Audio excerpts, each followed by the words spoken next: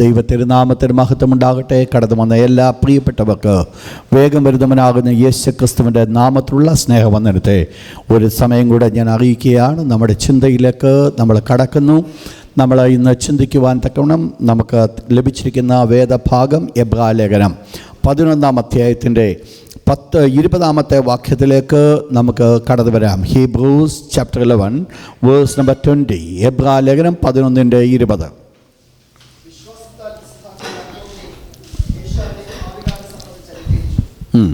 ദൈവത്തിന് മഹത്വമുണ്ടാകട്ടെ. കഴിഞ്ഞ ദിവസം കഴിഞ്ഞ ക്ലാസ്സിൽ നമ്മൾ ചിന്തിക്കുവാൻ ഇടയായിത്തീർന്നത് അബ്രഹാമിൻ്റെ വിശ്വാസം. അബ്രഹാമിൻ്റെ വിശ്വാസത്തിൽ എന്ത് വെളിപ്പെടുത്തി? അബ്രഹാം ഇസ്ഹാക്കിനെ യാഗമായി കൊടുക്കുന്നതായിരുന്നു നമ്മുടെ പ്രധാനപ്പെട്ട വിഷയമായിരുന്നത്. എന്നാൽ ഇന്ന് രാത്രിയിൽ നമ്മൾ അടുത്ത വിഷയത്തിലേക്ക് കടക്കുകയാണ്. നോട്ട് ചെയ്താട്ട് the faith of Isaac. The faith of Isaac, ഇസ്ഹാക്കിൻ്റെ വിശ്വാസം. ആ വാക്യം ഇപ്രകാരം പറയുന്നു. ഈ വിശ്വാസവീരന്മാരുടെ പട്ടികയിൽ എബ്രായലേഖനം 11-ാം അധ്യായത്തിൽ ഇസ്ഹാക്കിൻ്റെ പേര് വരുവാനുള്ള ഒരു കാരണം ഇവിടെ വെളിപ്പെടുത്തിയിരിക്കുന്ന വിഷയമെന്ന് പറയുന്നത്, അവിടെ പറയപ്പെടുന്നു, വിശ്വാസത്താൽ ഇസ്ഹാക്ക് യാക്കോബിനെയും ഏശാവിനെയും ഭാവി കാലം സംബന്ധിച്ച് അനുഗ്രഹിച്ചു. അപ്പോൾ നമ്മൾ മനസ്സിലാക്കണം, ഇവിടെ ഇസ്ഹാക്കിൻ്റെ ഒരു വിശ്വാസം വെളിപ്പെടുത്തുവാനായിട്ട് ആഗ്രഹിച്ചപ്പോൾ ഇസ്ഹാക്കിൻ്റെ വിശ്വാസത്തിൻ്റെ ഒരു പ്രവർത്തനമായിരുന്നു ഇസ്ഹാക്ക് യാക്കോബിനെയും ഏശാവിനെയും ഭാവി കാലം സംബന്ധിച്ച് അനുഗ്രഹിച്ച ശ്രദ്ധയോടുകൂടെ ഇന്ന് രാത്രി ക്ലാസ്സിലായിരിക്കണം. കരങ്ങൾ ഉയർത്തി ഒരിക്കൽ കൂടെ ഹല്ലേലൂയ പറഞ്ഞാട്ട്. ഇവിടെ നമ്മൾ കാണുന്നത് വിശ്വാസവീരന്മാരുടെ പട്ടികയിൽ വിശ്വാസത്തിൻ്റെ പ്രവർത്തനം വെളിപ്പെടുത്തുവാനായിട്ട് ദൈവം ആഗ്രഹിച്ചപ്പോൾ ദൈവത്തിൻ്റെ ദാസനിൽ കൂടെ ഇസ്ഹാക്കിൻ്റെ വിശ്വാസത്തിൻ്റെ പ്രവൃത്തി വെളിപ്പെടുത്തിയത് ഒരു വലിയ സംഭവമല്ല അവിടെ വെളിപ്പെടുത്തിയത്. പിന്നെയോ ഇസ്ഹാക്ക് യാക്കോബിനെയും ഏശാവിനെയും സംബന്ധിച്ച് ഭാവി കാലം എന്തായിരിക്കും എന്ന് ഇസ്ഹാക്ക് അനുഗ്രഹിക്കുവാൻ ഇടയായിത്തീർന്നതാണ് ഇസ്ഹാക്കിൻ്റെ വിശ്വാസമായിട്ട് നമ്മളിവിടെ കാണുന്നത്. നിങ്ങൾക്കറിയാം, ഒരു വലിയ വിഷയമായിരുന്നു യാക്കോബിനെയും ഏശാവിനെയും ഇസ്ഹാക്ക് അനുഗ്രഹിക്കുക എന്നുള്ളത്. വേദപുസ്തകം നമ്മൾ പഠിക്കുമ്പോൾ ഉൽപ്പത്തി പുസ്തകം 27-ാം അധ്യായത്തിൽ നമ്മൾ ഈ പ്രത്യേകമായിരിക്കുന്ന ഭാഗം കാണുന്നുണ്ട്. നമ്മൾ ആ വിഷയത്തിലേക്ക് കടന്നു വരുന്നതായിരിക്കും. പ്രാരംഭമായിട്ട് 1-2 കാര്യം പറഞ്ഞിട്ട് ആ വിഷയത്തിൽ ഞാൻ നിൽക്കുവാനായിട്ട് ആഗ്രഹിക്കുന്നു. ഇസ്ഹാക്കിൻ്റെ ജീവിതത്തിൽ വിശ്വാസത്തിൻ്റെ ഒത്തിരി പ്രവർത്തനങ്ങൾ നമ്മൾ കാണുന്നുണ്ട്. കഴിഞ്ഞ ദിവസം നമ്മൾ ചിന്തിച്ചപ്പോൾ തന്നെ നമ്മൾ ഒരു കാര്യം മനസ്സിലാക്കി. ഇസ്ഹാക്ക് അപ്പനാകുന്ന അബ്രഹാമിനോടുകൂടെ വിശ്വസിക്കുവാനിടയായിത്തീർന്നു. ഇസ്ഹാക്ക് നല്ലൊരു പ്രായത്തിൽ യാഗപീഠത്തിൽ കൊണ്ട് കിടത്തുന്നതായ സമയത്ത് യാതൊരു വിധമായിരിക്കുന്ന മറുതലിപ്പ് കാണിക്കാതെ അപ്പനെ അനുസരിച്ചത് തന്നെ വിശ്വാസത്തിൻ്റെ ഒരു പ്രവൃത്തിയാണ്. അപ്പോൾ ആ കാര്യങ്ങളൊന്നും ദൈവത്തിൻ്റെ ദാസൻ ഇവിടെ വെളിപ്പെടുത്തുവാൻ ഇടയാകാതെ ഇസ്ഹാക്കിൻ്റെ വിശ്വാസത്തിൻ്റെ പ്രവർത്തനം വെളിപ്പെടുത്തിയേക്കുന്നത് യാക്കോബിനെയും ഏശാവിനെയും ഭാവി കാലം സംബന്ധിച്ച് അനുഗ്രഹിച്ചു.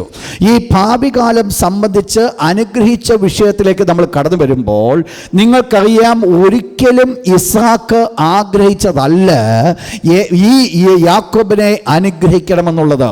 പിന്നെയോ ഇസ്ഹാക്കിൻ്റെ വലിയ ആഗ്രഹമെന്ന് പറയുന്നത് ഏശാവിനെ അനുഗ്രഹിക്കണമെന്ന. അതുകൊണ്ട് 2 മക്കൾ ഉണ്ടായിരുന്നിട്ടും വ്യക്തിപരമായിട്ട് ഏശാവിനെ താൻ അടുക്കൽ വിളിച്ച് കാര്യങ്ങളൊക്കെ ഒന്ന് രഹസ്യമായി പറഞ്ഞു കൊടുത്ത് വിട്ടതാണ് ഈ അനുഗ്രഹം പ്രാപിക്കുവാനുള്ള കാരണം. എന്നാൽ നിങ്ങൾ മനസ്സിലാക്കണം, ഈ ഒരു വിഷയം തൻ്റെ ജഡത്തിൻ്റെ ആഗ്രഹങ്ങൾക്കനുസരണമായിട്ട് മൂത്ത മകനാകുന്ന ഏശാവിനെ വിളിച്ചുകൊണ്ട് ഇസ്ഹാക്ക് ഇപ്രകാരം ഒരു കൽപ്പന കൊടുത്ത് വിടുവിച്ചുവെങ്കിൽ തന്നെയും വാസ്തവത്തിൽ അനുഗ്രഹിക്കപ്പെടുവാൻ ഇടയായിത്തീർന്നു ഏശാവായിരുന്നില്ല, യാക്കോബായിരുന്നു. അതിൻ്റെ പ്രധാനപ്പെട്ട കാരണമെന്ന് പറയുന്നത്, അമ്മ ഇത് രഹസ്യമായിട്ട് കേൾക്കുകയും മകൻ്റെതായിരിക്കുന്ന സകല ശാപവും അമ്മ സ്വയമായിട്ട് ഏറ്റെടുത്ത് ഇസ്ഹാക്കിനെ യാക്കോബിനെ ഉപായ രൂപേണ ഇസ്ഹാക്കിൻ്റെ അടുക്കൽ അയച്ച് ഇസ്ഹാക്കിൻ്റെ അനുഗ്രഹം പ്രാപിക്കുവാനാണ് ഇടയായിത്തീർന്നത്. തീർന്നത്. നിങ്ങൾ മനസ്സിലാക്കണം, ഈ ഇസ്ഹാക്ക് തൻ്റെ രണ്ട് മക്കളെയും അനുഗ്രഹിക്കുമ്പോൾ ഈ മക്കളുടെ അനുഗ്രഹം എന്ന് പറയുന്നത് തന്നെ വിശ്വാസത്തിൻ്റെ ഒരു പ്രവൃത്തി എന്ന് വെളിപ്പെടുവാനായിട്ടിടയായിത്തീർന്നു. നിങ്ങൾക്കറിയാം, ഒരു രീതിയിൽ ഇവിടെ യാക്കോബ് അനുഗ്രഹിക്കപ്പെട്ടത് ബിലെയാമിനെ മോവാബ് രാജാവായിരിക്കുന്ന ബാലാക്ക് ഇസ്രായേൽ മക്കളെ ശപിക്കുവാൻ തക്കവണ്ണം വിളിച്ചുകൊണ്ട് വന്നിട്ട് ദൈവം ആ ബിലെയാമിൻ്റെ ശാപത്തെ അനുഗ്രഹമാക്കി തീർത്തതുപോലെയാണ് ഇവിടെ ഏശാവിൻ്റെതായിരിക്കുന്ന അനുഗ്രഹം യാക്കോബ് പ്രാപിക്കുവാൻ കാരണമായി തീർന്നത്. ശ്രദ്ധിക്കണം. എന്നാൽ ഇവിടെ അതാണ് സംഭവമെങ്കിലും ദൈവത്തിൻ്റെ തിരുവചനം പഠിക്കുമ്പോൾ ഇസ്ഹാക്കിൻ്റെ ജീവിതത്തിൻ്റെ വിശ്വാസത്തിൻ്റെ പ്രവൃത്തിയായിരുന്നു ഇവരെ രണ്ടുപേരെയും അനുഗ്രഹിച്ച അനുഗ്രഹത്തിൽ കൂടെ. അപ്പോൾ എന്താണ് വിശ്വാസത്തിൻ്റെ പ്രവൃത്തി വന്നത്? നിങ്ങൾക്കറിയുവാൻ സാധിക്കും, ഈ ഇസ്ഹാക്ക് ഇവരെ രണ്ടുപേരെയും അനുഗ്രഹിപ്പാൻ ഇടയായിത്തീർന്നത് വിശ്വാസത്തിൻ്റെ പ്രവൃത്തിയായിരുന്നുവെങ്കിൽ ഇവർക്ക് രണ്ടു പേർക്കും കൊടുത്ത അനുഗ്രഹമായിരുന്നു ഭാവിയിൽ അവർക്ക് അനുഗ്രഹമായി തീർന്നത്. എന്താണ് ഇസ്ഹാക്ക് തൻ്റെ നാവിൽ കൂടെ പ്രൊക്ലെയിം ചെയ്തത്? അത് അക്ഷരീയമായിട്ട് ഇവരുടെ രണ്ടുപേരുടെയും ജീവിതത്തിൽ സംഭവിക്കാനിടയായി തീർന്നു എന്ന് പറഞ്ഞാൽ, വാസ്തവത്തിൽ ഇസ്ഹാക്കിൻ്റെ ഈ വേർഡ് എന്ന് പറയുന്നത് ഒരു സാധാരണപ്പെട്ടൊരു വേർഡല്ല. അപ്പൻ മകനെ വിളിച്ചിട്ട് ദൈവം നിന്നെ അനുഗ്രഹിക്കുമെന്ന് പറഞ്ഞു വിട്ടൊരു വിടിയിലായിരുന്നില്ല. പിന്നെയോ അതിനപ്പുറമായിട്ട് ഇത് അപ്പൻ തൻ്റെ മക്കൾക്ക് കൊടുത്തതായിരിക്കുന്ന ദൈവികമായിരിക്കുന്ന പേർപ്പസ്, ദൈവത്തിൻ്റെതായിരിക്കുന്ന ഹിതം എന്താണ്, എങ്ങനെയാണ് ദൈവം അവരെ അനുഗ്രഹിപ്പാൻ ആഗ്രഹിക്കുന്നത്, അത് മനസ്സിലാക്കിക്കൊണ്ട് ഇസ്ഹാക്ക് ഈ രണ്ടുപേരെ അനുഗ്രഹിപ്പാൻ ഇടയായിത്തീർന്നു. ശ്രദ്ധിക്കണം ഞാൻ പറയുന്ന വേർഡ്. ഇവിടെ ഇസ്ഹാക്ക് അവരെ അനുഗ്രഹിപ്പാൻ ഇടയായിത്തീർന്നപ്പോൾ അവരുടെ ഭാവിയെക്കുറിച്ച് വ്യക്തമായിരിക്കുന്ന ഒരു കാഴ്ചപ്പാട് ഈ ഇസ്ഹാക്കിനുണ്ടായിരുന്നു. എന്താ സംഭവിച്ചത്? അത് ദൈവത്തിൻ്റെ ഹിതം എന്തെന്ന് മനസ്സിലാക്കിയത്. ഈവൻ ദോ നിങ്ങൾക്കറിയാം, ഇസ്ഹാക്ക് അനുഗ്രഹിപ്പാൻ ആഗ്രഹിച്ചത് മൂത്ത മകനെ ആകുന്നുവെങ്കിലും അനുഗ്രഹം പ്രാപിച്ചുവിട്ട് പോയത് യാക്കോബാണ്. എന്നാൽ ഈ അനുഗ്രഹം എക്സാക്ട്ലി അവരുടെ ജീവിതത്തിൽ സംഭവിക്കാനായിട്ടിടയായിത്തീർന്നു. അപ്പോൾ എന്താണ് അവരുടെ ജീവിതത്തിൽ സംഭവിച്ചത്? എന്താണ് അവരുടെ ജീവിതത്തിൽ ലഭിച്ച അനുഗ്രഹം എന്ന് പറയുന്നത്? നിങ്ങൾ മനസ്സിലാക്കണം. നിങ്ങൾക്കറിയാം, ഇവിടെ ഉൽപ്പത്തി പുസ്തകം 27-ാം അധ്യായത്തിലേക്ക് കടന്നു വന്നാട്ട് ഉൽപ്പത്തി പുസ്തകം 27, ജനസിസ് ചാപ്റ്റർ 27, നമ്മൾ ആ ഭാഗം നമ്മൾ പഠിക്കുമ്പോൾ അതിനു മുമ്പായിട്ട് ഞാൻ പറഞ്ഞു വരട്ടെ, ഇസ്ഹാക്കിൻ്റെ ഒത്തിരി നല്ല ക്വാളിറ്റീസ് ഈ വലിയ ഇസ്ഹാക്ക് അനുഗ്രഹിക്കപ്പെടുവാൻ കാരണമായി തീർന്നിട്ടുണ്ട്. പെട്ടെന്ന് ഞാനങ്ങ് പറഞ്ഞു വിടാം, നിങ്ങൾ നോട്ട് ചെയ്താട്ട്. ഇസ്ഹാക്കിൻ്റെ പ്രത്യേകമായിരിക്കുന്ന സ്വഭാവങ്ങൾ, ദ ക്യാരക്ടറിസ്റ്റിക്സ് ഓഫ് ഐസക്. അതിൽ ഒന്നാമത്തെ ക്യാരക്ടറായിരുന്നു സബ്മിഷൻ, സമർപ്പണം. തനിക്ക് സബ്മിഷൻ ഉണ്ടായിരുന്നു, താൻ സബ്മിറ്റ് ചെയ്തിരുന്നു. ജനസിസ് ചാപ്റ്റർ 22 വേഴ്സ് 6 to 9, 6 തൊട്ട് 9 വരെയുള്ള വാക്യങ്ങൾ. നിങ്ങൾക്കറിയാം, ഞാൻ ഈ ഭാഗം പറയുന്നത് അബ്രഹാം തൻ്റെ മകനാകുന്ന ഇസ്ഹാക്കിനെ യാഗം അർപ്പിക്കുവാൻ പോകുന്ന സമയം തന്നെ പരിപൂർണമായി സബ്മിറ്റ് ചെയ്യുവാൻ തക്കവണ്ണം ഇസ്ഹാക്കിന് സാധ്യമായിട്ട് ഒരു വലിയ അനുഗ്രഹമായിരുന്നു. തൻ്റെ സ്വയത്തെ വിട്ട് ദൈവത്തിൻ്റെ ഹിതം തന്നിൽ കൂടെ നിറവേറ്റപ്പെടുവാൻ സ്വയമായി സമർപ്പിക്കപ്പെട്ടവൻ. രണ്ടാമത്തെ ക്വാളിറ്റി മെഡിറ്റേഷൻ, ധ്യാനിക്കുന്നവനായിരുന്നു. വായിച്ചിട്ട് ഉൽപ്പത്തി പുസ്തകം 24-ാം അധ്യായം 63-ാമത്തെ വാക്യം. വൈകുന്നേരത്ത് ഇസ്ഹാക്ക് ധ്യാനിപ്പാൻ എങ്ങോട്ട് പോയി? വെളിംപ്രദേശത്ത്. അപ്പോൾ ഇസ്ഹാക്കിൻ്റെ ജീവിതത്തിൻ്റെ ഒരു ദിനചര്യയിൽ ഉൾപ്പെട്ടതായിരുന്നു വൈകിട്ടത്തെ ഒരു സമയം വന്ന വെയിലാകുന്ന സമയം കടന്നു വരുമ്പോൾ, വൈകിട്ടത്തെ സമയം കടന്നു വരുമ്പോൾ പകലങ്ങോട്ട് മാറി ഇരുട്ടാരംഭിക്കുവാൻ തുടങ്ങുന്ന ആ യാമത്തിൽ ദൈവത്തിൻ്റെ സന്നിധാനത്തിൽ ധ്യാനിപ്പാനായിട്ട് വെളിംപ്രദേശത്ത് പോയി. വായിച്ചിട്ട് താഴോട്ട്.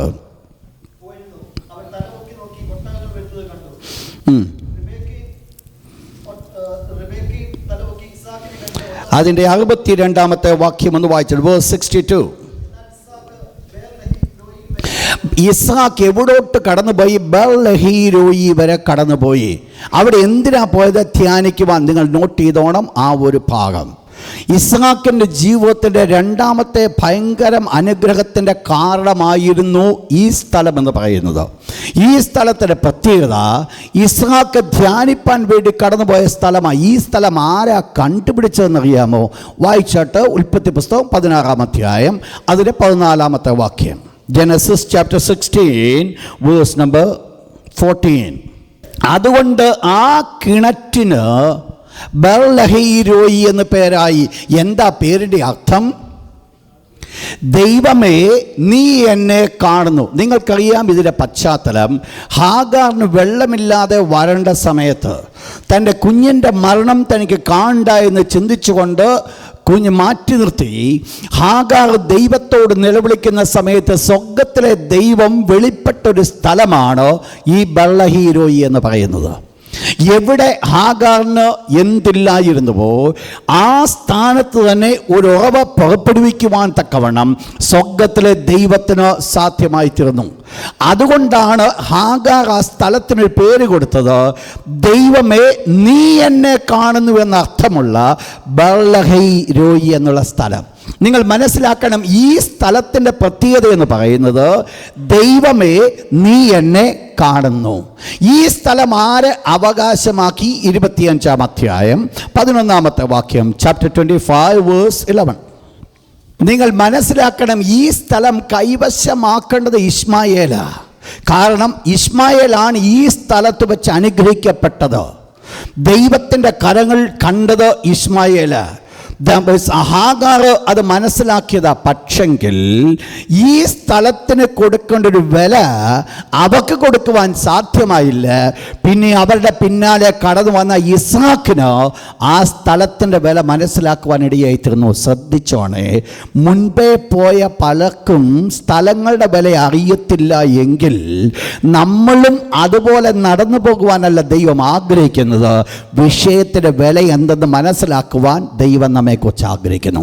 ഇവിടെ എന്ത് സംഭവിച്ചു? ഞാൻ എൻ്റെ ഭാഷയിൽ പറഞ്ഞാൽ ഇവിടെ താൽക്കാലികമായിരിക്കുന്ന ഒരു അനുഗ്രഹം പ്രാപിച്ച ഒരിടമാണ് ഹാഗാറിന് ബർലഹീരോയി. താൽക്കാലികമായിരിക്കും തനിക്ക് വെള്ളം വേണമായിരുന്നു, വെള്ളം കിട്ടിയൊരു സ്ഥലമാണ്. പക്ഷേ ഇതൊരു താൽക്കാലിക ഇടം മാത്രമായിട്ടാണ് ഈ ഹാഗാറും ഇസ്മായേലും കണ്ടതെങ്കിൽ ദൈവത്തിൻ്റെ ദാസനാകുന്ന ഇസ്ഹാക്ക് കണ്ടത് ഇതൊരു താൽക്കാലികമായി ഇടമായിട്ടല്ല, അല്ലെങ്കിൽ ഒരു താൽക്കാലികമായി ബ്ലെസ്സിങ്സിനുള്ള സ്ഥലമല്ല. പിന്നെ ഇസ്ഹാക്ക് കണ്ടത് ഇതാണ് the best place to be with the Lord. നിങ്ങൾ മനസ്സിലാക്കണം, ഞാൻ പറഞ്ഞു വന്ന വിഷയത്തിൻ്റെ ആത്മീയർത്ഥം നിങ്ങൾ മനസ്സിലാക്കിയോ? എന്ത് മനസ്സിലാക്കി? നമ്മൾ പലപ്പോഴും ഈ ദൈവത്തെ കാണുന്നത് താൽക്കാലിക അനുഗ്രഹത്തിന്. അതല്ല വേണ്ടത്. We have to dwell in the presence of the Lord. ദൈവത്തിൻ്റെ പക്കൽ നിന്ന് അപ്പം തിന്നുവാനല്ല നാം ദൈവത്തെ അന്വേഷിക്കേണ്ടത്. യഥാർത്ഥ അപ്പം ഭക്ഷിക്കുവാനാണ് ദൈവത്തെ അന്വേഷിക്കുന്നത്. രണ്ടും തമ്മിൽ വ്യത്യാസമുണ്ട്. മനസ്സിലാവുന്ന ഞാൻ പറഞ്ഞു വന്നേ? പറഞ്ഞത് വേർഡ് മനസ്സിലായോ? ബർലഹീരോയി, അത് ദൈവമേ നീ എന്നെ കാണുന്നു. ഹാഗാറിനും ഇസ്മായേലിനും അത് താൽക്കാലിക ആശ്വാസത്തിനിടമായപ്പോൾ ഇസ്ഹാക്കിൻ്റെ ജീവിതത്തിൽ തൻ്റെ സ്ഥിരമായിരിക്കുന്ന ഒരു അനുഭവമായിരുന്നു ബർലഹീരോയി. ഇന്ന് രാത്രി ഞാൻ ഓർപ്പിക്കട്ടെ, ഈ ബർലഹീരോയിയുടെ അനുഭവം ജീവിതത്തിൽ ഒരൊറ്റ ദിവസം പോലും നഷ്ടപ്പെടുത്തരുത്. അതൊരു പക്ഷേ നമ്മുടെ ക്ലോസറ്റായിരിക്കാം, ഒരു പക്ഷേ നമ്മുടെ വാഹനമായിരിക്കാം. മനസ്സിലാക്കണം, ദൈവത്തിൻ്റെ വചനം ധ്യാനിക്കുവാൻ ഞാൻ എടുക്കുന്ന സമയങ്ങളൊക്കെ ദൈവമേ നീ എന്നെ കാണുന്ന സമയമാണ്. അതാണ് അതിൻ്റെ വില, അതാണ് അതിൻ്റെ പ്രത്യേകത. ഇസ്ഹാക്ക് അനുഗ്രഹിക്കപ്പെടുവാനുള്ള രണ്ടാമത്തെ കാരണമെന്ന് പറയുന്നത്, ഇസ്ഹാക്കിൻ്റെ ജീവിതത്തിൽ പൊതുവായിട്ട് സാധാരണയായിട്ട് ഒരു സംഭവം ഉണ്ടായിരുന്നു. വെയിലാകുന്ന സമയത്ത് ചുക്ലോത്തി അടിക്കാൻ പോകത്തില്ല, വെയിലാകുന്ന സമയത്ത് ദൈവത്തെ ധ്യാനിപ്പാൻ പോകുമായിരുന്നു. ഇത് നമ്മുടെ ജീവിതത്തിൻ്റെ ഒരു പ്രാക്ടിക്കൽ പ്രാക്ടീസ് ആകട്ടെ. മറ്റുള്ളവർക്കില്ലാത്ത ഒരു സ്പെഷ്യാലിറ്റിയിൽ ദൈവം നമ്മെ ഉയർത്തുവാനായിട്ട് സാധിക്കും. അതൊരു എവറിഡേ അതൊരു സ്വഭാവമായി തീരട്ടെ. 3, ഇസ്ഹാക്കിൻ്റെ പ്രത്യേകത, ദി അഫെക്ഷൻ.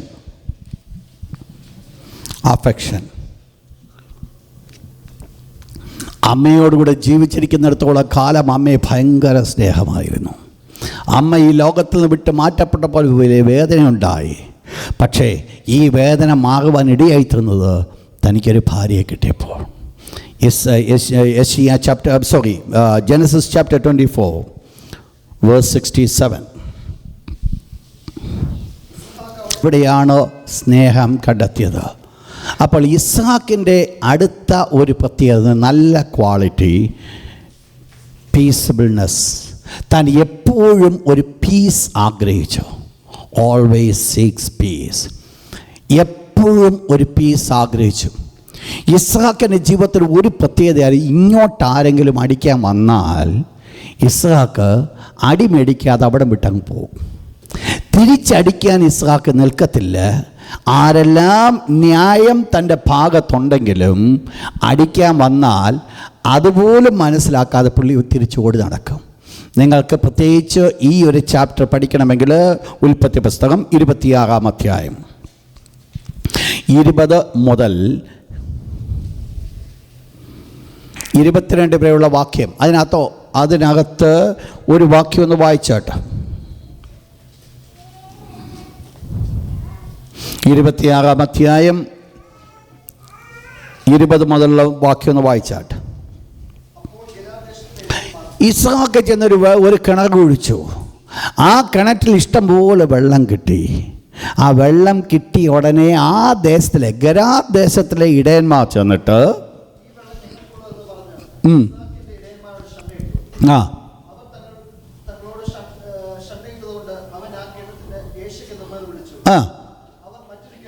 നോക്കിയേ പുള്ളി എന്തോ ചെയ്തു. ആ കിണർ ഞാനാ കുടിച്ചത്, വെള്ളം ഞാനാ കണ്ടുപിടിച്ചെന്ന് അടിയിടാൻ പുള്ളി പോയില്ല. കിണർ അവക്ക് വിട്ട് കൊടുത്തേച്ച് അടുത്ത സ്ഥലത്ത് പോയി. ഇത് പലവട്ടം ഇത് ആവർത്തിച്ചു. പക്ഷേ ഈ സന്ദർഭങ്ങളിലൊക്കെ അത് എന്താ അതിൻ്റെ കാരണം എന്നാണെന്നറിയാമോ? തൻ്റെ ഉള്ളിൽ ഒരു സമാധാനം ആഗ്രഹിച്ചു. അപ്പോൾ സമാധാനത്തിന് വിരുദ്ധമായി കടന്നു വരുന്ന ഒരു സാഹചര്യം പോലും തൻ്റെ ജീവിതത്തിൽ കൊണ്ടുവരാതെ സമാധാനത്തിന് വേണ്ടി എന്തെല്ലാം ചെയ്യണമോ അത് ചെയ്യും. നല്ല സമാധാനം പ്രാപിക്കണമെങ്കിൽ ഇങ്ങോട്ടടിക്കാൻ വന്നാൽ കാണാതെ തിരിച്ചു പോക്കണം. സ്വസ്ഥമായിട്ട് കിടന്നുറങ്ങാൻ പറ്റും. തിരിഞ്ഞടിക്കാനുള്ള മനസ്സുണ്ടെങ്കിൽ തീർച്ചയായിട്ടും അന്ന് രാത്രി ഒക്കെ നടക്കത്തില്ല. അപ്പോൾ നല്ല സമാധാനം ആഗ്രഹിക്കുന്നവർ ചെയ്യേണ്ടത് തിരിഞ്ഞോടുക. ശ്രദ്ധിച്ചോ ഇസ്ഹാക്കിൻ്റെ സ്വഭാവം. 5-ാമത്തെ ഇസ്ഹാക്കിൻ്റെ പ്രത്യേകത പ്രയർഫുൾനെസ്, പ്രാർത്ഥനാ ജീവിതം. പഴയ നിയമത്തിൽ നിങ്ങൾക്കറിയാം പ്രാർത്ഥന വെളിപ്പെടുത്തുന്നത് യാഗത്തെ. Genesis chapter 26 verse 25. ഇസ്ഹാക്ക് അവിടെ ഒരു യാഗപീഠം പണിതു. എന്ന് പറഞ്ഞാൽ റിമെമ്പറിങ് ഗാഡ്, ദൈവത്തെ അവൻ ഓർത്തു, ദൈവത്തോട് അവൻ പ്രാർത്ഥിച്ചു. നെക്സ്റ്റ് പ്രത്യേകത മാൻ ഓഫ് ഫെയ്ത്ത്. അതാണ് നമ്മളിപ്പോൾ എബ്രായ ലേഖനത്തിൽ നമ്മൾ കാണുന്നത്. Hebrews chapter 11 verse 20. Man of faith. ഒക്കെ നല്ല ഗുണമുണ്ടെങ്കിലും ഒരു ദുസ്വഭാവങ്ങളുണ്ടായിരുന്നു. അപ്പനെ ഇമിറ്റേറ്റ് ചെയ്യുമായിരുന്നു. അപ്പൻ തൻ്റെ ഭാര്യയെക്കുറിച്ച് പറഞ്ഞു ഇതെൻ്റെ പെങ്ങളാന്ന് പറഞ്ഞു. പുള്ളിയും ഭാര്യയെക്കുറിച്ച് പറഞ്ഞു ഇതെൻ്റെ പെങ്ങളാന്ന്. ചില പൊതുപാരമ്പര്യം വളരെ നല്ലതാണ് കേട്ടോ, സൂക്ഷിച്ചോണേ. Okay, imitate the fathers sin.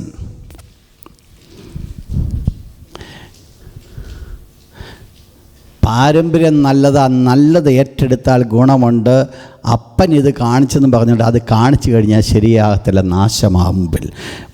Genesis 26 verse 7. അബ്രഹാമിൻ്റെ പെങ്ങളായതുകൊണ്ട് ആ ഭാഗം വായിക്കുമ്പോൾ വളരെ ക്ലിയറായിട്ട് കൊടുത്തിട്ടുണ്ട് എന്തുകൊണ്ടാണ് അങ്ങനെ സംസാരിച്ചെന്ന്. കാരണം ഭയപ്പെട്ടതുകൊണ്ട്, മറ്റുള്ളവരെ ഭയപ്പെട്ടു. ഓക്കെ നമ്മൾ മുൻപോട്ട് കടന്നു പോട്ടെ. എന്താ ഇവിടുത്തെ വിഷയം? ഇവിടെ ഇസ്ഹാക്ക് ഇസ്ഹാക്കിന് ഇത്രയും നല്ല ക്വാളിറ്റി ഉണ്ടായിട്ടും ദൈവം ഈ ഒരൊറ്റ വിഷയം പോലും ദൈവത്തിൻ്റെ ദാസൻ വിശ്വാസത്തെക്കുറിച്ച് പറഞ്ഞപ്പോൾ പറഞ്ഞിട്ടില്ല. പിന്നെ പറഞ്ഞ ഏത് മാത്രമേ ഉള്ളൂ? മക്കളെ അനുഗ്രഹിച്ച അനുഗ്രഹം. നിങ്ങൾ ശ്രദ്ധിച്ചോണം, മക്കളെ അനുഗ്രഹിച്ച അനുഗ്രഹം വിശ്വാസമായിട്ടുള്ള ബന്ധം എന്തുവാ? അപ്പൻ 2 മക്കളെ വിളിച്ചിട്ട് അനുഗ്രഹിച്ചു. ഇത് വിശ്വാസമായിട്ടുള്ള ബന്ധം എന്തുവാ? വേദപുസ്തകം പറയുന്നത് വിശ്വാസത്താൽ ഇസ്ഹാക്ക് യാക്കോബിനെയും ഏശാവിനെയും ഭാവി കാലം സംബന്ധിച്ച് അനുഗ്രഹിച്ചു. അപ്പോൾ ഇസ്ഹാക്ക് ഇവരെ 2 പേരെയും അനുഗ്രഹിച്ചത് എങ്ങനെയായിരുന്നു? വിശ്വാസത്താൽ. എന്താണ് വിശ്വാസത്തിൻ്റെ പ്രവൃത്തി വെളിപ്പെട്ടത്? ഇവർക്ക് അനുഗ്രഹം കൊടുത്തപ്പോൾ, മോനെ ദൈവം നിങ്ങളെ അനുഗ്രഹിക്കുമെന്ന് പറഞ്ഞല്ല വിട്ടത്, ഇവരെ ഭാവി കാലം സംബന്ധിച്ചാണ് ഇവരെ അനുഗ്രഹിച്ചത്. അപ്പോൾ ഭാവി എന്താകും എന്നുള്ളത് ബൈ ഫെയ്ത്ത്, വിശ്വാസത്താൽ ആര് മനസ്സിലാക്കി? ഇസ്ഹാക്ക് മനസ്സിലാക്കി. BTH സ്റ്റുഡൻറ്റിന് വളരെ പെട്ടെന്ന് മനസ്സിലാക്കാൻ പറ്റും. ഇതെന്ന് പറയുന്നത് ഏത് ഗിഫ്റ്റാ? Motivational gift of prophecy. അതാണ് പെർസീവ്. ദീർഘദർശനം കാണിക്കുക. നിങ്ങൾ അല്ലാത്തൊരു മനസ്സിലാക്കുക. പ്രവചനം പഴയ നിയമത്തിൽ പുതിയ നിയമത്തിൽ പഠിക്കുമ്പോൾ 3 രീതികളിൽ പ്രവാചക ശുശ്രൂഷയുമായുള്ള ബന്ധം നമുക്ക് കാണുവാൻ സാധിക്കും. ഒന്നാമത്തേത് ദീർഘദർശി, പെർസീവർ. രണ്ടാമത്തേത് a office of a prophet, ഒരു പ്രവാചകൻ, പ്രവാചക ശുശ്രൂഷ ചെയ്യുന്നൊരു വ്യക്തി. മൂന്നാമത്തെ ഒരു ഗിഫ്റ്റാണ് gift of Holy Spirit. Holy സ്പിരിറ്റിൻ്റെ ഒരു ഗിഫ്റ്റായിരിക്കുന്ന ഗിഫ്റ്റ് ഓഫ് പ്രൊഫസി, പ്രവചന ആത്മാവ്. ഇത് 3 തമ്മിൽ വ്യത്യാസമുണ്ട്. ഇത് 3 ഒരു വ്യക്തിയിൽ പ്രവർത്തിക്കുവാൻ സാധിക്കും. ഒരു ഓഫീസ് ഓഫ് എ പ്രൊഫറ്റിന് ഈ 2 ഗിഫ്റ്റും വെളിപ്പെടുത്തുവാൻ പഴയ നിയമത്തിൽ അങ്ങനെ വെളിപ്പെടുത്തിയിട്ടുണ്ട്. എന്നാൽ എന്താണ് ഈ പെർസീവർ എന്ന് പറയുമ്പോൾ അത് ദൈവം കൊടുത്തിരിക്കുന്ന ഒരു ഇൻബോൺ ക്യാരക്ടറാണ്. ഭാവിയെക്കുറിച്ച് മനസ്സിലാക്കുക. ചിലത് കാണുമ്പോൾ അവർ അണ്ടർസ്റ്റാൻഡ് ചെയ്യുവാൻ പറ്റും, ഇതായിരിക്കും ഇനി സംഭവിക്കാൻ പോകുന്നത്. ഈവൻ ഭാവിയുടെ കാര്യമല്ല, ഒരു പർട്ടിക്കുലർ വിഷയം നിങ്ങൾ കൊടുത്തു കഴിഞ്ഞാൽ അവർക്കത് പെർസീവ് ചെയ്യുവാൻ കഴിവുള്ളവരാണെങ്കിൽ അവർ കറക്റ്റായിട്ട് പെർസീവ് ചെയ്യും. അത് കറക്റ്റുമായിരിക്കും. എന്താ അതിൻ്റെ കാരണം? അവർ മനസ്സിലാക്കുന്നു, സംഭവത്തെ മനസ്സിലാക്കുന്നു, കാര്യങ്ങളെല്ലാം കൂടെ കിടക്കുന്ന കിടപ്പ് കണ്ടിട്ട് മനസ്സിലാക്കുന്നു. അപ്പോൾ ഇവിടെ ഇസ്ഹാക്ക് യാക്കോബിനെയും ഏശാവിനെയും അനുഗ്രഹിച്ച അനുഗ്രഹത്തിലേക്ക് നമ്മൾ കടക്കുമ്പോൾ ഇവിടെ ഈ ഗിഫ്റ്റ് ഓഫ് പെർസീവൻസ് ഇത് പ്രവർത്തിക്കുന്നത്, പ്രത്യേകിച്ച് റോമക്ലേന 12-ാം അധ്യായം നിങ്ങൾ വായിച്ചാൽ മനസ്സിലാക്കുന്നത്, പ്രവചിക്കുന്നു എങ്കിൽ വിശ്വാസത്തിനൊത്തവണ്ണം. അപ്പോൾ ഇത് ഡെവലപ്പ് ചെയ്യുന്നത് ഫ്രം ഫെയ്ത്ത്. അപ്പം എന്താ ഈ വാക്കിൻ്റെ അർത്ഥമെന്ന്? ഇത് ഇസ്ഹാക്ക് പ്രൊഫസി ചെയ്യുമ്പോൾ, ഇത് പെർസീവ് ചെയ്ത വേർഡ് പറയുമ്പോൾ തനിക്ക് തന്നെ അറിയാം what is going to happen, എന്താണ് സംഭവിക്കുവാൻ പോകുന്നത്, എന്തായിരിക്കും അവരുടെ ജീവിതത്തിൽ സംഭവിക്കുക. എക്സാക്ട്ലി താനത് മനസ്സിലാക്കിക്കൊണ്ടാണ് ഈ വേർഡ് പറയുവാൻ ഇടയായിട്ടുള്ളത്. നിങ്ങൾക്കറിയാം, ഇസ്ഹാക്ക് അന്ന് അനുഗ്രഹിച്ച അനുഗ്രഹമാണ് ഇന്നും ഈ 2 കൂട്ടരും അനുഗ്രഹിക്കപ്പെടുവാൻ കാരണം. നിങ്ങൾ ഒന്ന് മനസ്സിലാക്കണം, ഈ കുഞ്ഞുങ്ങൾ 2ഉം ഗർഭത്തിലായിരിക്കുമ്പോൾ അവർ വെളിയിൽ കടന്നു വരുന്നതിന് മുമ്പ് ഇസ്ഹാക്കിനും തൻ്റെ ഭാര്യയ്ക്കും അറിയാവുന്ന ഒരു സത്യമുണ്ട്. അത് ഇതായിരുന്നു, 2 ജാതികൾ നിന്നിൽ നിന്ന് പുറപ്പെടും. ഇത് ഓൾറെഡി എവിടെ വെച്ച് അരുളപ്പാട് കൊടുത്തതാ?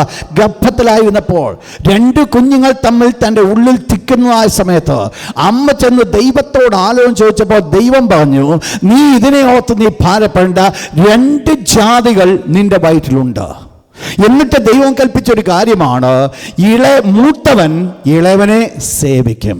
അപ്പോൾ ദൈവം തന്നെ, റോമലേഖനത്തിലേക്ക് നമ്മൾ കടന്നു വരുമ്പോൾ ഇപ്രകാരം പറയുന്നു, ദൈവം തന്നെ തെരഞ്ഞെടുത്തതായ സമയത്ത് ഏശാവിനെ തള്ളി യാക്കോബിനെ ദൈവം തെരഞ്ഞെടുത്തു. അപ്പോൾ അമ്മയ്ക്കും അപ്പനും നന്നായിട്ട് അറിയാം ഈ 2 മക്കളിൽ ദൈവത്താൽ അനുഗ്രഹിക്കപ്പെട്ടവൻ എന്ന് പറയുന്നത് ആരായിരിക്കും? യാക്കോബ്.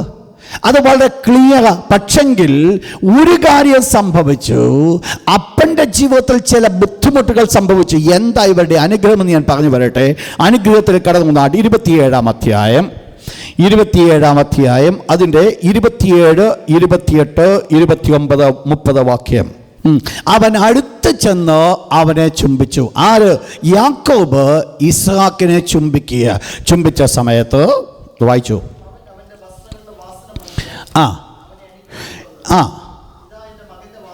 ഇതാ എൻ്റെ മകൻ്റെ, ശ്രദ്ധിക്കണം നിങ്ങൾ, ഇതാ എൻ്റെ മകൻ്റെ വാസന. താഴെ ഒന്നാമത്തെ അനുഗ്രഹം അപ്പൻ മകന് കൊടുക്കുക. യഹോവ അനുഗ്രഹിച്ചിരിക്കുന്ന വയലിലെ വാസന പോലെ. അപ്പോൾ ഇവൻ എന്തോ ഉണ്ട്? യഹോവ എങ്ങനെ അനുഗ്രഹിച്ചിരിക്കുന്നത്? വായിച്ചാട്ടോ, ഭാഗം ഒന്ന് വായിച്ചാട്ടോ. ഇത് എങ്ങനെ ഇരിക്കുന്നതാ ഇത്? വയൽ പോലെ. അതെങ്ങനെ ഇരിക്കുന്നു? വയലിൻ്റെ പ്രത്യേകത എന്നാ? യഹോവ അനുഗ്രഹിച്ചിരിക്കുന്ന.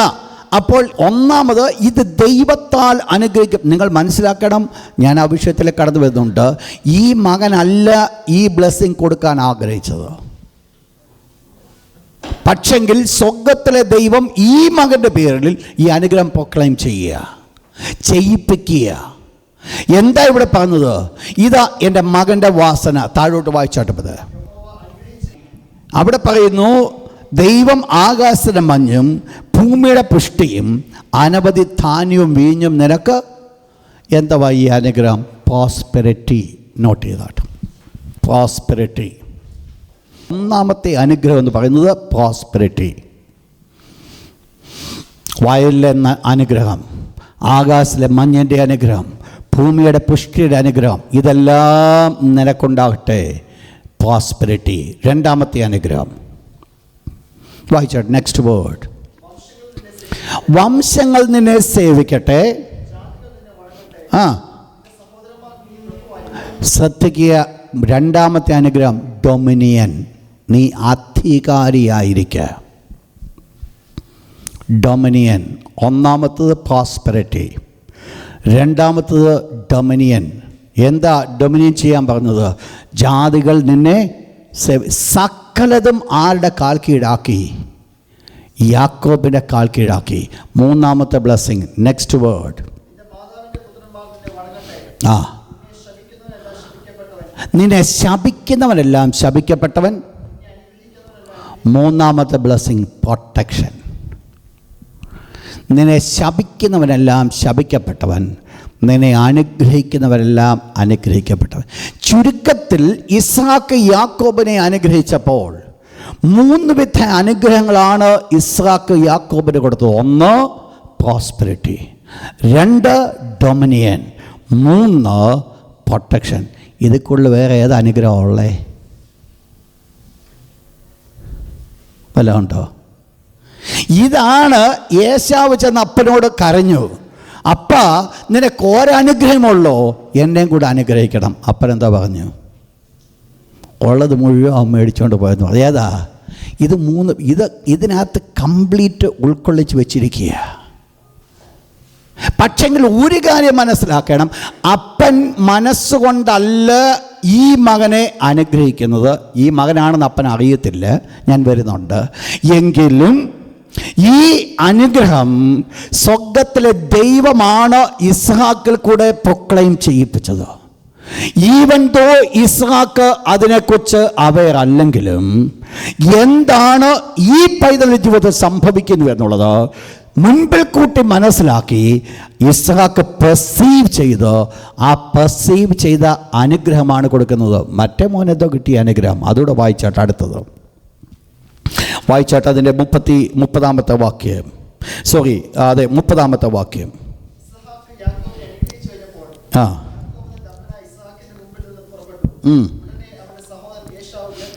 മതി. 38, 39. ഐ എം സോറി, 38, 39 വാക്യം വായിച്ചാട്ട്. നിനക്കൊരനുഗ്രഹം മാത്രമേ ഉള്ളൂ അപ്പ. അപ്പോൾ ഈ ഏശാവ് അപ്പൻ്റെ അടുത്ത് വാവിട്ട് നിലവിളിക്ക്, എന്നെയും കൂടെ നീ അനുഗ്രഹിക്കുക. അപ്പൻ മോനും കൊടുത്തത് 4 അനുഗ്രഹം. വായിച്ചോ താഴെ. ഉത്തരം കൊടുക്കുക, അനുഗ്രഹം കൊടുക്കുക. എന്തുവാ? നിന്റെ വാസം ഭൂമിയിലെ പുഷ്ടി കൂടാതെയും മീതെ ആകാശത്തിലെ മഞ്ഞു എന്ന് പറഞ്ഞാൽ എവിടെ താമസിക്കും? ഭൂമിയുടെ പുഷ്ടി നിനക്കുണ്ടാകത്തില്ല എന്ന് പറഞ്ഞാൽ ആ സമൃദ്ധിയൊക്കെ ഞാൻ ആർക്ക് കൊടുത്തു? യാക്കോവിന് കൊടുത്തു. പിന്നെ നീ എങ്ങനെയാ ജീവിക്കണ്ടേ? നീ എവിടാ ജീവിക്കണ്ടേ? വായിച്ചായിട്ട് പത് താഴോട്ട്. അതിന് മുകളിൽ തന്നെ മീതെ ആകാശത്തിലെ അതിന് മുകളിൽ. അപ്പോൾ എന്താ ഈ അപ്പൻ മോന് കൊടുത്തത്? നീ എവിടെ താമസിക്കും? ഭൂമിയുടെ പുഷ്ടി കൂടാത്ത സ്ഥലമേതാ? പുഷ്ടിയില്ലാത്ത സ്ഥലമേതാ? ഡെസേർട്ട്. നീ മരുഭൂമി പോയി താമസിക്കുക. അതാ മോന് കൊടുത്ത ഒന്നാമത്തെ അനുഗ്രഹം. നോട്ട് ചെയ്തു, സത്യമാണ്. ഒന്നാമത്തെ അനുഗ്രഹം, നീ മരുഭൂമിയിൽ വസിക്കും. ആകാശത്തിലെ മഞ്ഞൊന്നും നിനക്ക് യാതൊരു കാരണമില്ല, ഇതൊന്നും കൂടാതെ നീ ജീവിച്ചോളും. രണ്ടാമത്തെ അനുഗ്രഹം കൊടുത്തു. വായിച്ചാട്ടെ. നീ ആരായിരിക്കും? നീ നല്ലൊരു യോദ്ധാവായിരിക്കും. ഈ ഒരു ഭാര്യയായിരിക്കും, ഒരു യോദ്ധാവായിരിക്കും. നെക്സ്റ്റ്, എന്തോ ചെയ്തു? നിൻ്റെ സഹോദരനെ നീ സേവിക്കും.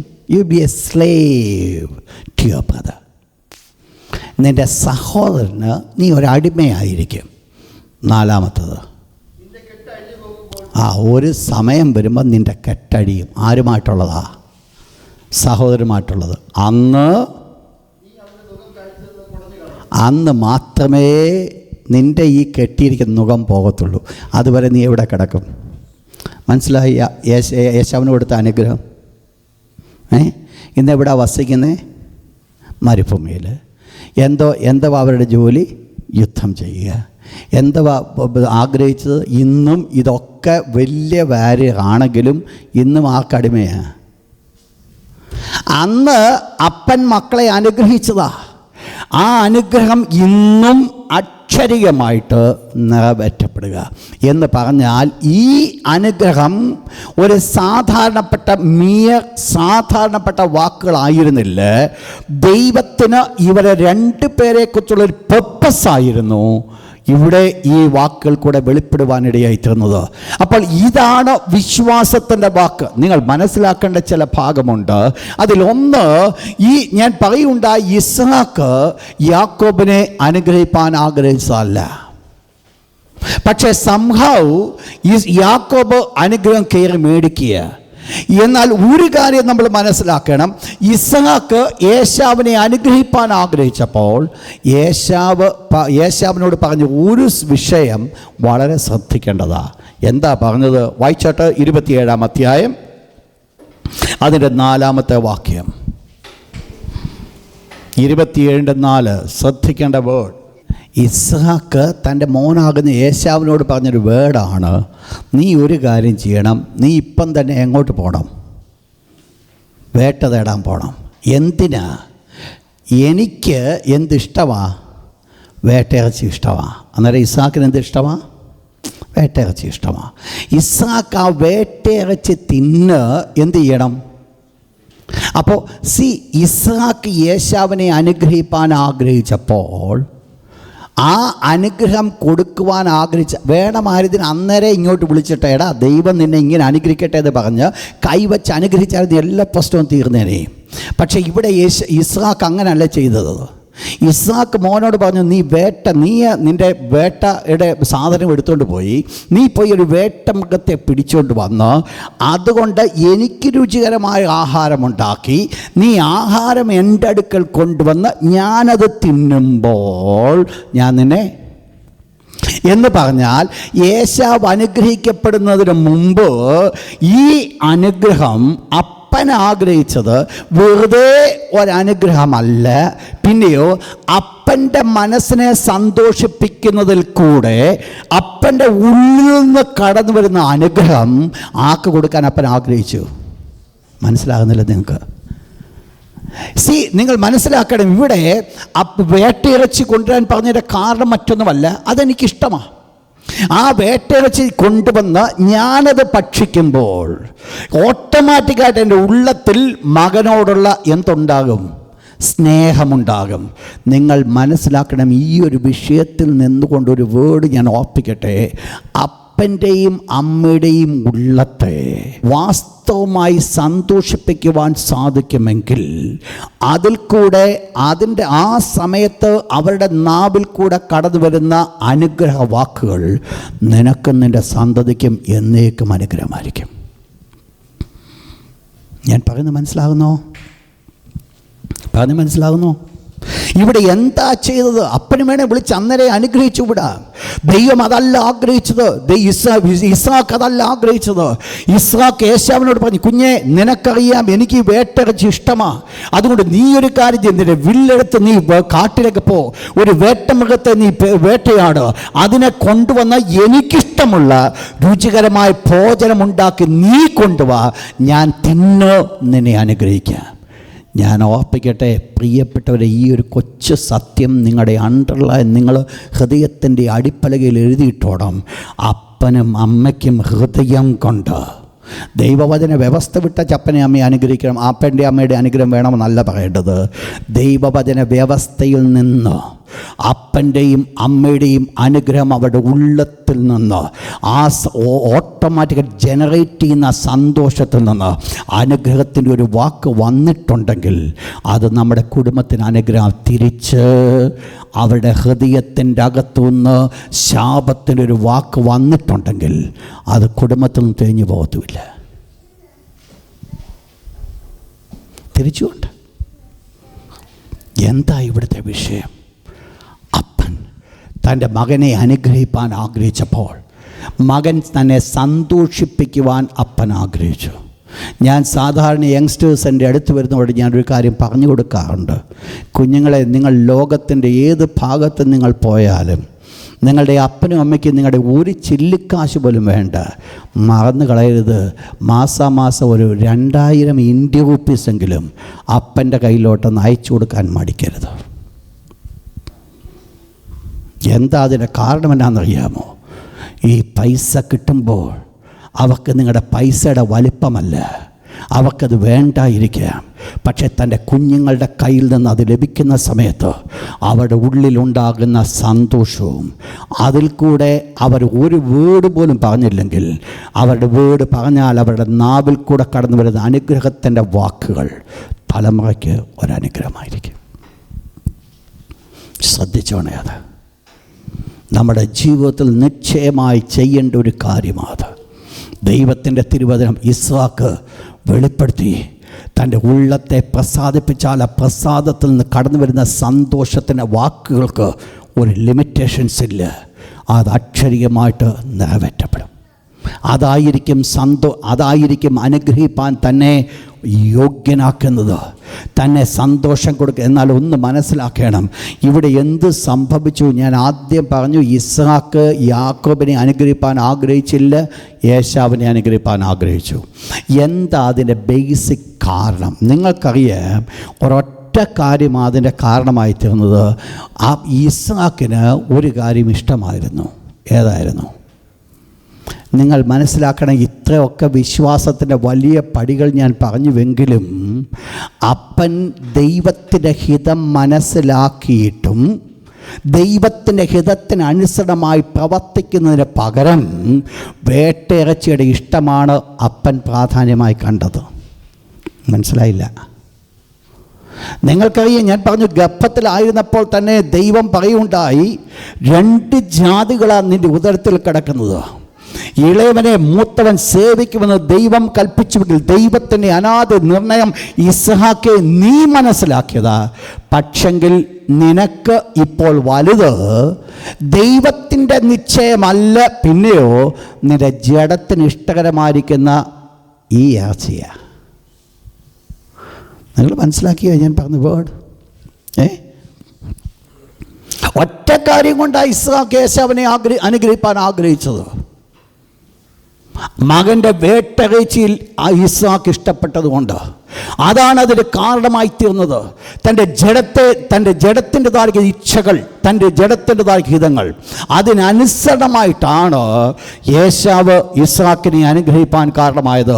അനുഗ്രഹിക്കുന്ന സമയത്ത് എന്ത് സംഭവിച്ചു നിങ്ങൾ നോക്കിയാട്ട് 3 കാര്യങ്ങൾ ഇസ്ഹാക്ക് ഈ അനുഗ്രഹത്തിന് മുമ്പിൽ സ്ട്രഗിൾ ചെയ്യുന്നു. 3 things. 25-ാം അധ്യായം 23-ാമത്തെ വാക്യം, ചാപ്റ്റർ 25 വേഴ്സ് 23.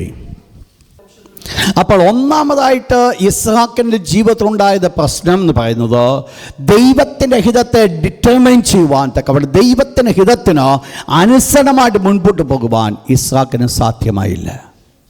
രണ്ടാമത്തെ ഇസ്ഹാക്കിൻ്റെ വലിയ പരാജയം, അത് പലപ്പോഴും നമ്മുടെയൊക്കെ ജീവിതത്തിൽ സംഭവിക്കുന്നതാണ്. എന്താ ഇസ്ഹാക്കിന് രണ്ടാമത്തെ പരാജയം? ഇസ്ഹാക്കിൻ്റെ അടുക്കിലേക്ക് യാക്കോബ് കടന്നു വന്നു. യാക്കോബ് കടന്നു വന്നപ്പോൾ അപ്പൻ ചോദിച്ചു, മോനെ, ഇപ്പം മോൻ പറഞ്ഞു, അപ്പാ ഇതാ നീ ആഗ്രഹിച്ചോൾ വേട്ടയിറച്ചി. മോനോട് അപ്പൻ ചോദിച്ചു, നിനക്ക് എങ്ങനെയാടാ ഇത്ര പെട്ടെന്ന് കിട്ടിയത്? മോൻ വളരെ സൂത്രശാലി. മോൻ പറഞ്ഞു, ദൈവം നിനക്ക് ഇത് വേണമെന്ന് കണ്ടതുകൊണ്ട് ദൈവം തന്നെ വരുത്തി തന്നതാ, അതുകൊണ്ടാണ് ഞാനിങ്ങനെ പിടിച്ചത്. ഈ സംഭവങ്ങളൊക്കെ നടന്നപ്പോൾ അപ്പൻ ഇസ്ഹാക്ക് അല്പം ബുദ്ധിമാനാ. മോനെ ഇഞ്ഞ് വിളിച്ച് ഒന്ന് തപ്പി നോക്കിയപ്പോൾ മോന് ആരുടെ അനുഭവം കണ്ടു? ഏശാവിൻ്റെത്.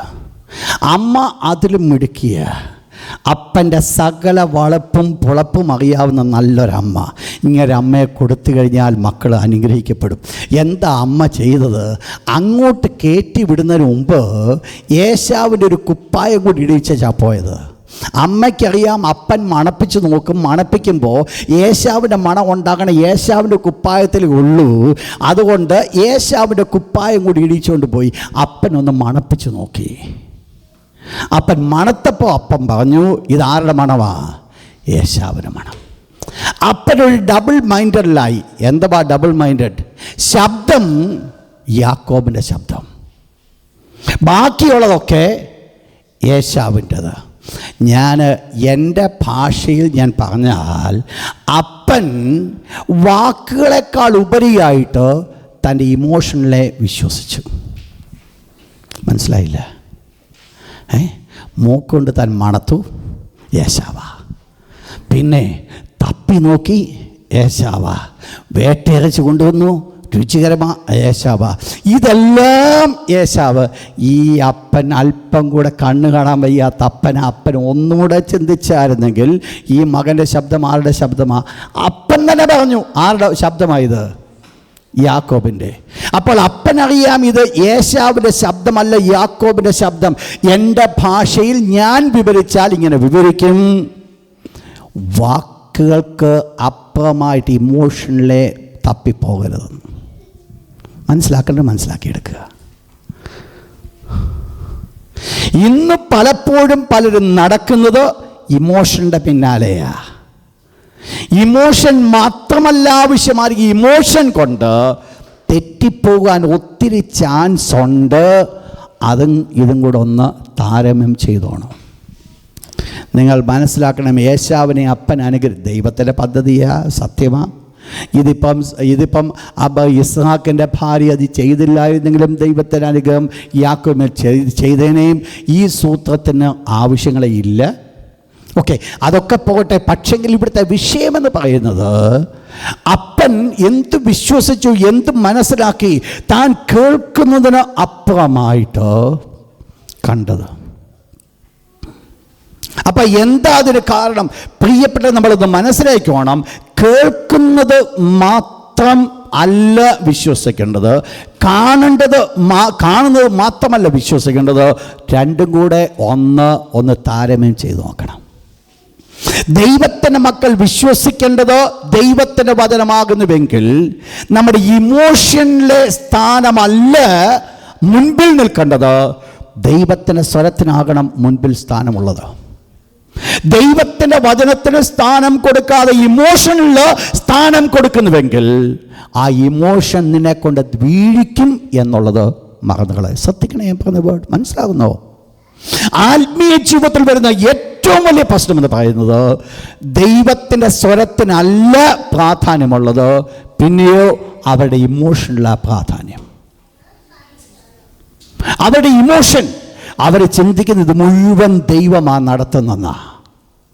പക്ഷെ എന്താ വിഷയമെന്ന്, ഇത് ദൈവമല്ല നടത്തുന്നെന്നുള്ളത്, ദൈവ ഇമോഷൻ ആകുന്നു എന്നുള്ളത് ദൈവത്തിൻ്റെ വചനവുമായി തട്ടിച്ചു നോക്കിയിരുന്നെങ്കിൽ മനസ്സിലാകുമായിരുന്നു. മനസ്സിലാകാത്തതിൻ്റെ കാരണം മനസ്സിലാക്കണമെന്ന് എനിക്ക് താല്പര്യമില്ലാത്തത് കൊണ്ടാണ്. ഞാൻ ആഗ്രഹിക്കുന്നത് എൻ്റെ ഇമോഷനെ പിന്തുടരുവാൻ ഞാൻ ശ്രദ്ധിക്കണേ. നിങ്ങൾ ഈ പറഞ്ഞ വേർഡ് ഇന്ന് ക്രിസ്തീയ കോളത്തിൻ്റെ ഒരു വലിയ പരാജയമാണ്. മനുഷ്യന് വേണ്ടത് ഇമോഷൻ, മനുഷ്യന് വേണ്ടത് ഇമോഷണലായിട്ട് പോകുക, പലതും കാണുക, കേൾക്കുക, മനസ്സിലാക്കുക, അതിനനുസരിച്ച് പോകുക. എന്താ വേണ്ടത്? ദൈവമക്കൾക്ക് വേണ്ടത് നിലനിൽക്കണമെങ്കിൽ ദൈവത്തിൻ്റെ വചനം അടിസ്ഥാനമായിരിക്കണം. അതിനപ്പുറത്തോട്ട് പോകരുത് ഇമോഷൻസ്. വെളിച്ചദൂതൻ്റെ വേഷം സാത്താനും ധരിക്കും. വിളിച്ച ദൂതനാണെന്ന് മനസ്സിലാക്കി ദൈവത്തിൻ്റെ ദൂതനായി എന്നോട് പറഞ്ഞ് വാക്ക് ഏറ്റെടുത്താൽ അത് സാത്താൻ്റെ വാക്കായിരിക്കും അനുസരിക്കുന്നത്. ദൈവത്തിൻ്റെ വാക്ക് അനുസരിക്കണമെങ്കിൽ ദൈവത്തിൻ്റെ വചനവുമായിട്ടുള്ള ബന്ധത്തിലായിരിക്കുമ്പോൾ ദൈവം സംസാരിച്ചതിന് വിരുദ്ധമായി ദൈവം ചെയ്യത്തില്ല. അങ്ങനെയാണ് നമ്മളത് മനസ്സിലാക്കുന്നത്. With the word of God, ദൈവത്തിൻ്റെ വചനവുമായിട്ട് അലൈൻ ചെയ്ത് നോക്കുക. അത് റിയാലിറ്റി ഉണ്ടെങ്കിൽ ഏറ്റെടുക്കുക, ഇല്ല എങ്കിൽ അന്നേരം എടുത്തുക. എന്താ പിന്നെ മൂന്നാമത്തെ പുള്ളിയുടെ പ്രശ്നം? നിങ്ങളിത് വായിച്ചാട്ട് അതിൻ്റെ 27-ാം അധ്യായം 33-ാമത്തെ വാക്യം. 27:33. നിങ്ങൾക്കറിയാം, ആദ്യമേ ഇസ്ഹാക്ക് എന്തോ പറഞ്ഞു? ശബ്ദം യാക്കോബിൻ്റെ ശബ്ദം, ബാക്കിയുള്ളതൊക്കെ ഏശാവിൻ്റെ. അപ്പോൾ ഒരു ഡബിൾ മൈൻഡ് ആരുടെ ഉള്ളിലുണ്ടായിരുന്നു? പക്ഷെങ്കിൽ ഈ ഡബിൾ മൈൻഡ് തൻ്റെ ഉള്ളിലുണ്ടെങ്കിലും ഇസ്ഹാക്ക് എന്ത് ചെയ്തു? യാക്കോബിനെ അങ്ങ് അനുഗ്രഹിച്ചു. അനുഗ്രഹം കൊടുത്തു കഴിഞ്ഞ് ഏശാവ് വന്നപ്പോഴാണ് എന്താ റിയാലിറ്റി എന്ന് മനസ്സിലാക്കിയത്. അപ്പോഴത്തേന് എന്താ ഉണ്ടായി? ഒരു നടുക്കം. ഈ നടുക്കം താൻ എക്സ്പെക്റ്റ് ചെയ്തെന്നല്ല.